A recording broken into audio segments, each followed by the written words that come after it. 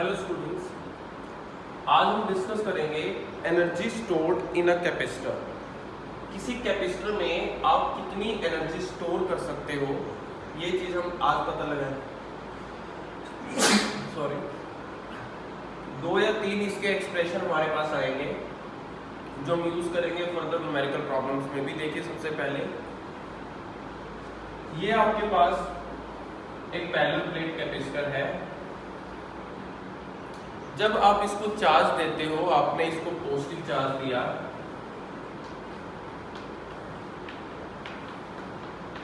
तो एक पोटेंशियल यहाँ पर जनरेट होता है, वो V है। यहाँ पे पॉजिटिव चार्ज दिया तो यहाँ कौन सा चार्ज आ गया? नेगेटिव चार्ज आ गया। ये चीजें आपको पता है। प्लेट्स के बीच का डिस्टेंस आपको पता है कितना है, D है। इलेक्ट्रिक फील्ड की डायरेक्शन ये होगी और आपने इलेक्ट्रिक फील्ड को E से डिनोट कर दिया। चीजें अब हम कर चुके हैं। तो जब भी हम किसी कैपेसिटर को चार्ज करते हैं किसी चार्ज से, तो किसी इंस्टेंट पे पोटेंशियल क्या हो जाता है? V हो जाता है। लिख लेते हैं हम, when a capacitor is charged, then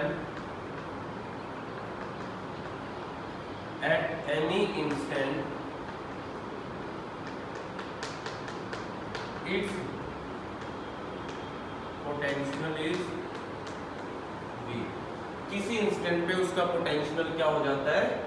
V हो जाता है। अब देखिए, अगर हम यहाँ पर कोई चार्ज मान लें Q, और जिसको हम मूव करा के लेके जाना चाहते हैं इस प्लेट पे, तो आपको पता है आपको इसके ऊपर फोर्स लगानी पड़ेगी।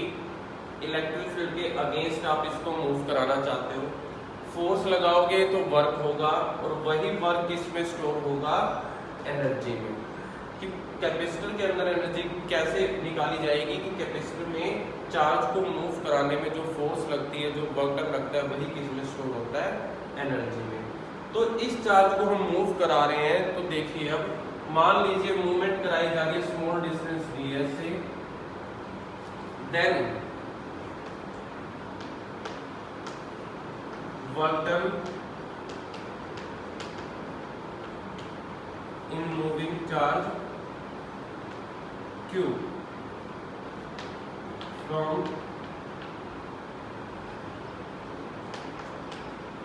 Second plate to first plate. देखिए, वर्क डन ही किसमें स्टोर होगा? एनर्जी में। वर्क डन किसके इक्वल होगा?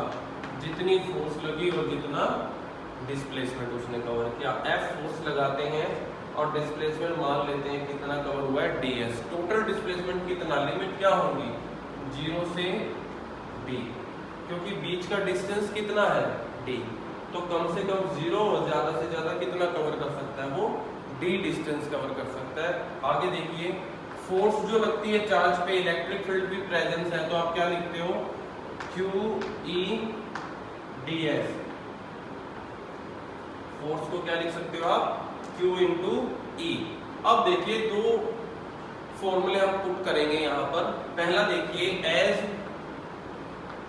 Q is equals to CV, ये आपने पढ़ लिया। Q की जगह हम CV पुट करने वाले हैं।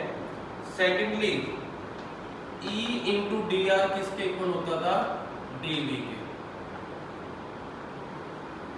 ये भी आपने किया है। तो Q की जगह रख देंगे CV, और E इंटू dr का मीनिंग यहाँ पर ds लिख रखा है हमने, उसकी जगह क्या लिख देंगे? dV। तो वर्क डन यानी कि एनर्जी किसके इक्वल हो जाएगी? CV dV। Q की जगह CV और इसकी जगह dV। अब लिमिट तो पहले थी किसकी? डिस्टेंस की। अब तो डिस्टेंस यहाँ से चला गया, अब क्या आ गया? पोटेंशियल। तो लिमिट उसके अकॉर्डिंग रखनी पड़ेगी। जब डिस्टेंस 0 था तो पोटेंशियल क्या था? 0। जब डिस्टेंस क्या हो गया? d, इस प्लेट पे आ गया, तो इस प्लेट का पोटेंशियल क्या था? v। ये आपके पास वैल्यूज आ गए। अब देखिए, c तो कांस्टेंट है, बाहर ले लिया, अंदर रह गया v dv। v की पावर 1 है। यहाँ पर इंटीग्रेशन आपको पता ही है, अगर किसी की पावर 1 है, जैसे x का इंटीग्रेशन आप करते हो तो एक पावर बढ़ा देते हो और नीचे आ जाती है टोटल पावर। वही चीज यहाँ होगी, v का इंटीग्रेशन करेंगे तो क्या आ जाएगा v²/2 upper limit lower limit. Upper limit put करोगे v की जगह v रहेगा, लोअर लिमिट पुट करोगे 0 हो जाएगा, फॉर्मूला आ जाएगा 12CV²। ये आ गया आपके पास एनर्जी किसकी, कैपेसिटर की। मैंने आपको पहले ही बोला था कि इसमें हम 2 से 3 एक्सप्रेशन निकालेंगे, 2 एक्सप्रेशन और हम निकालने वाले हैं। ये है फॉर्मूला नंबर 1, सबसे ज्यादा यूज होने वाला फॉर्मूला।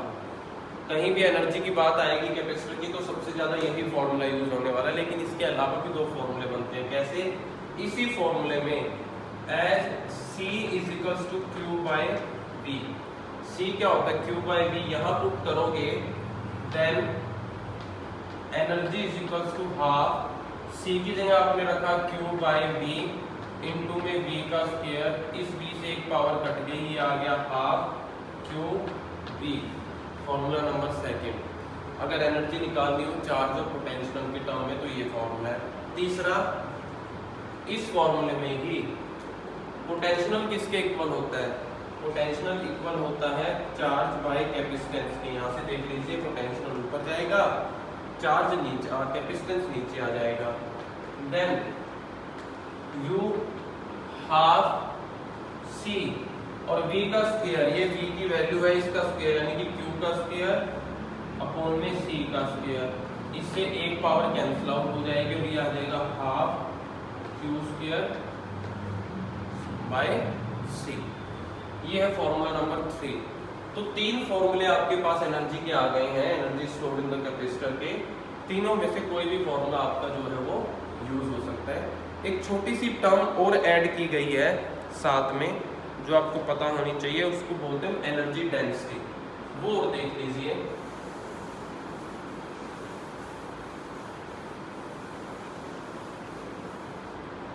एनर्जी डेंसिटी किसे बोला गया है, देखिए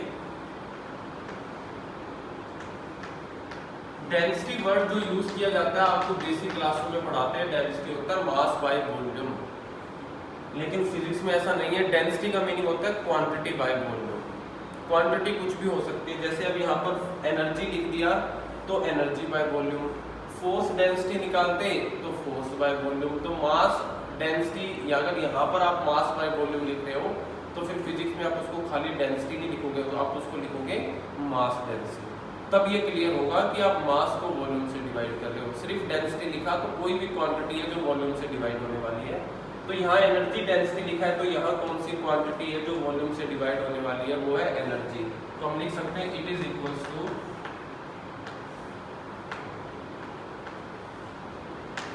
एनर्जी पर यूनिट वॉल्यूम। ये हमारे पास फॉर्मूला बनेगा।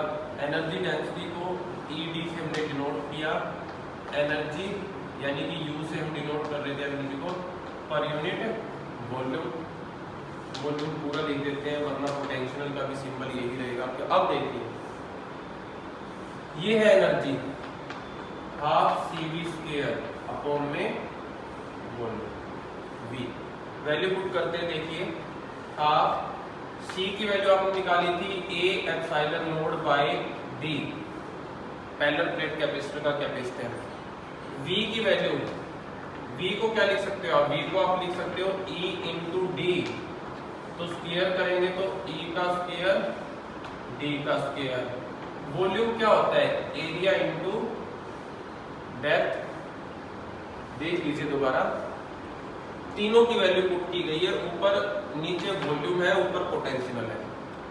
C की वैल्यू ये रही A∈D पैरेलल प्लेट कैपेसिटर के केस में। V की value electric field into D, square का स्क्वायर कर दिया। वॉल्यूम क्या होता है, एरिया इंटू डेप्थ। अब सॉल्व करिए, देखिए A से A, नीचे भी D का स्क्वायर है, ऊपर D का स्क्वायर है, कैंसिल आउट हो गया। तो वैल्यू आई 12ε0 E का स्क्वायर। ये वैल्यू है आपके पास किसकी, एनर्जी डेंसिटी। तो आपको याद रखना है, एनर्जी के फॉर्मूले भी आपको याद रखने हैं और एनर्जी डेंसिटी के फॉर्मूले भी आपको याद रखने हैं। तो ये टॉपिक था हमारे पास energy stored in a capacitor.